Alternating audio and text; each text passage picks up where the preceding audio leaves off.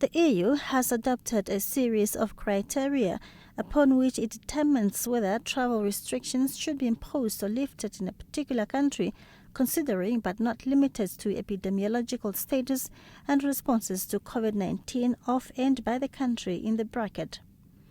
On December 1st, the General Secretariat of the Council of the European Union announced Namibia's removal from the list, meaning its residents should not be affected by temporary external border restrictions on non-essential travel into the EU. Namibia was removed based on the recent data by the EU Centre for Disease Prevention and Control. Dr. Mekonjoka Pandagenas is Namibia's ambassador to Belgium and the EU. Obviously, we don't have access to that data, and we therefore cannot comment. But I just want to highlight the fact that on the day that a special EU committee met in order to perform an assessment of this list, of the list of countries on Annex 1, and this was on the 29th of November, just on Monday. On that day, Namibia registered only 11 new cases of COVID-19, and we only had 123 active COVID-19 cases in the entire country, and 11 people were being hospitalized. So it is our view that this data does not seem to justify a tightening of travel restrictions in relation to Namibia at the time that the decision was taken, because there are other countries in the world with a much higher caseload which are not subject to the same EU travel restrictions, and this just doesn't seem right. However, by removing Namibia from this list, the statement says Namibians will not be able to travel to the EU except for essential reasons.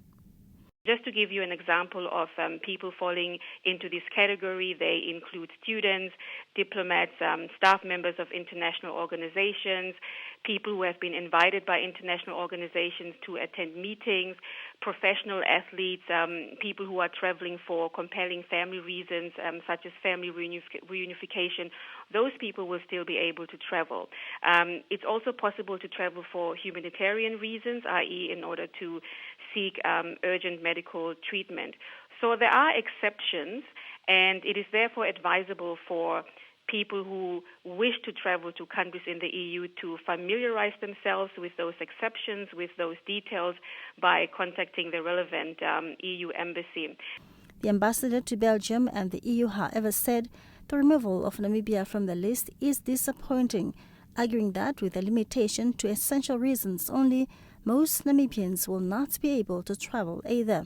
The imposition of these types of travel restrictions is also likely to send, frankly, a negative message to the world that our country is not safe in terms of COVID-19, and we very much fear that this will deter many tourists from visiting us.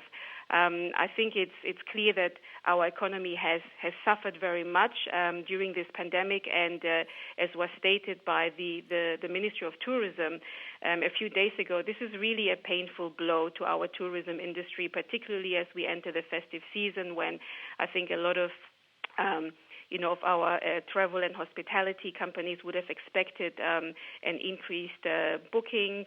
So we're very much concerned about the impact that this development will have on our economy and our ability and our efforts to recover from the pandemic.